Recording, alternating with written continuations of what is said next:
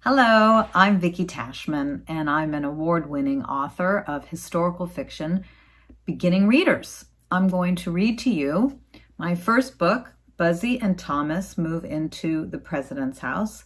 This book came out in 2016. So this book is about Thomas Jefferson and his dog, Buzzy, at a time when Thomas Jefferson, our third president, was elected and was about to move into what they called the President's House. Today we call it the White House, but back then they called it the President's House. And he wanted to take his favorite dog, Buzzy, along with him. But she's a little afraid to leave their current house, which was called Monticello, to move into the big President's House. So here's my story, and I hope you let me know what you think of it. Buzzy and Thomas move into the President's House, and it's written by me, Vicki Tashman, and illustrated by Fatima Stamato. Chapter 1. Buzzy was a farm dog. She loved everything about living on the big farm called Monticello. She loved the gardens full of flowers. She loved her friends, Caractacus the horse, Bull the farm dog, and Dickie the bird. But most of all, she loved living at Monticello with her owner, Thomas Jefferson. They had lots in common. Buzzy had gray fur and Thomas had gray hair. Buzzy had a tail and Thomas wore a ponytail. Buzzy had a long coat of fur and Thomas wore a long coat.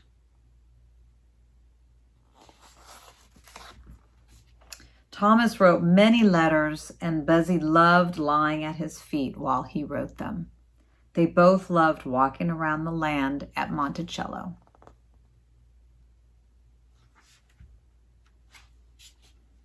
One day, as they were walking, Thomas told her surprising news. "I'm going to be president," he said, scratching her ear. "We'll need to move to the president's house in a town called Washington, D.C. It's a new house just for presidents. John Adams lives there now. I'll be the new president, so I will live there, and you will live there with me too."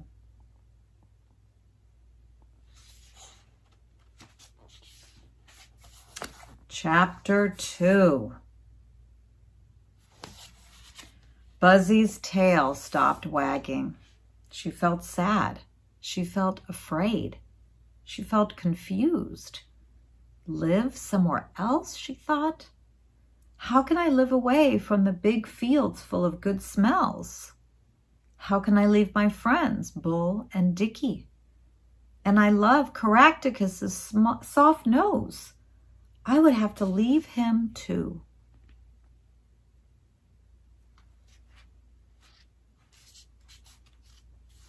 She followed Thomas into the vegetable garden. Surely Thomas would miss living on the farm too.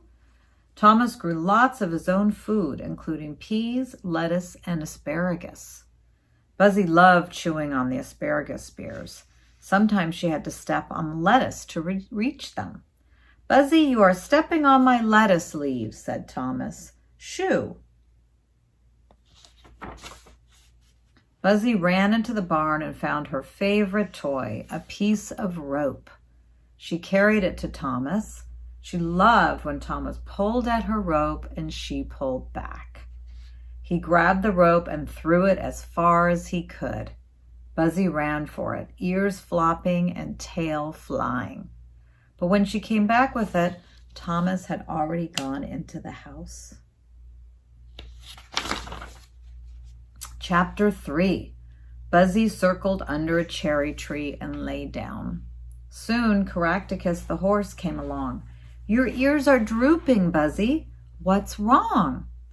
"Thomas is going to be president and we're moving into the president's house," she said. "But I don't want to leave Monticello." And then her ears perked up. "Are you coming too, Caractacus?" she asked. I'll be taking Thomas to the president's house, said the horse, and I'll be taking him back to Monticello when he visits. But I won't be living there. I'm a farm horse. And besides, I don't like the noise of the city. Buzzy's ears felt even droopier. I can see you whenever I want to now, but when I move, I won't be able to, she said. I'm going to miss you, Caractacus. Chapter 4. She was walking back to the house when she saw Bull, the farm dog. I'm moving into the president's house, she said. Will you be moving too? No, Bull said. I take care of the other animals, so I need to stay here. Buzzy loved Monticello and the friends who lived there. She wanted to stay, but she loved Thomas and wanted to be with him all the time. And Thomas said he was leaving. Buzzy went inside the house. Dickie, Thomas's mockingbird, was the only other animal allowed inside. Thomas and I are moving to the president's house, Buzzy said. Her fluffy tail was between her legs. But I don't want to leave. I love Monticello. I love Caractacus and Bull. I love you too, Dickie. How will I leave my friends? Where will I sleep in the president's house? Where will I eat? Where will I play and run? Dickie hopped from one foot to the other. I don't know the answers to your questions, said Dickie. Chapter 5. Thomas came into the room. Come along, Buzzy, he said. We're going to look at our new home. He got into the carriage. Caractacus was pulling the carriage. He neighed when he saw Buzzy and Dickie. Buzzy jumped into the back seat with Thomas. She didn't want to see the new house, but she wanted to be with Thomas, and she loved carriage rides.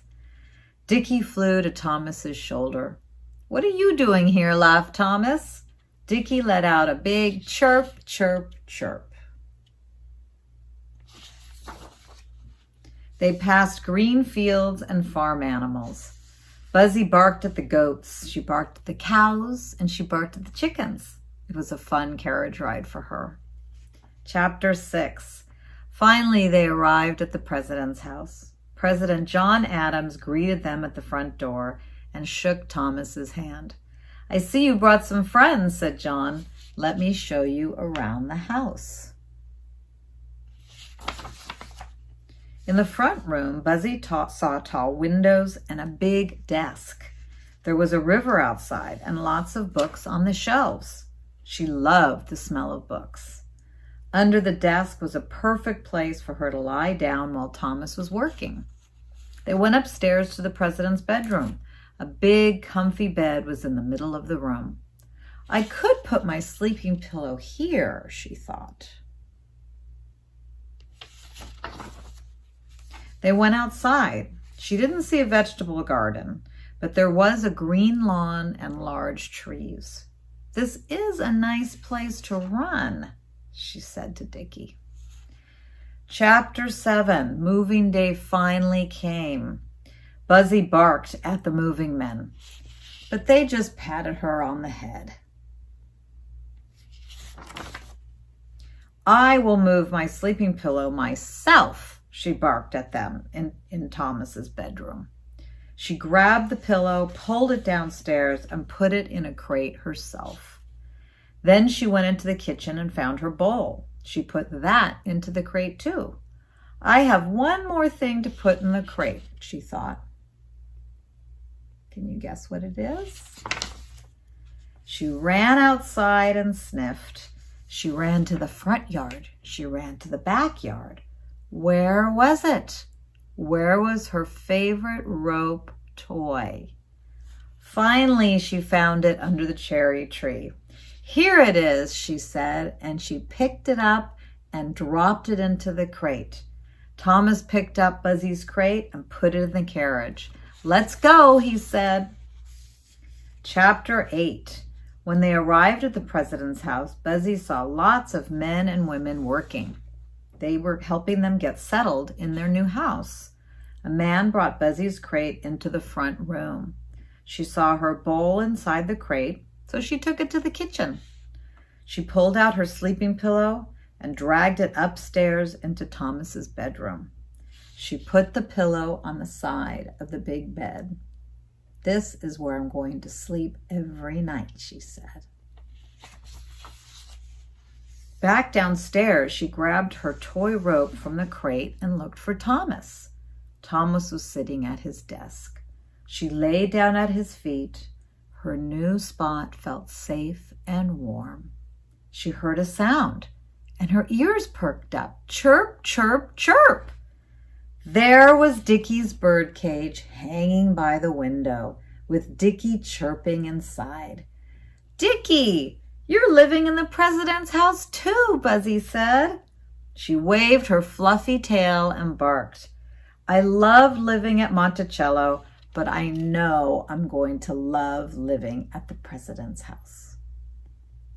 The end. I have various facts in the back of the book, and I also found this great painting of Thomas Jefferson and one of his best friends, James Madison, in the Oval Office. And if you have this book, you can look for Buzzy. I've found Dickie flying around in here, and right over, where is it by the window? Here, it's hard to see here. You can see Dickie's birdcage, but you've got to look for Dickie and Buzzy in this picture. I hope you enjoyed the book, and I'm looking forward to reading my next one to you. Again, my name is Vicki Tashman. I'm an award-winning author. You can find me on Facebook at Historical Tales, T-A-I-L-S, like the dog's tail. You can find me on Instagram at Historical Tales, and you can even find me on Pinterest at Vicki Tashman, Historical Tales. You can buy my books on Amazon, and currently I'm running a author package. If you buy directly from my website, you can get 2 books for the price of 1. My website is historicaltales.com. Thank you. Don't forget to come back to the story and activity time to watch more wonderful authors read their books.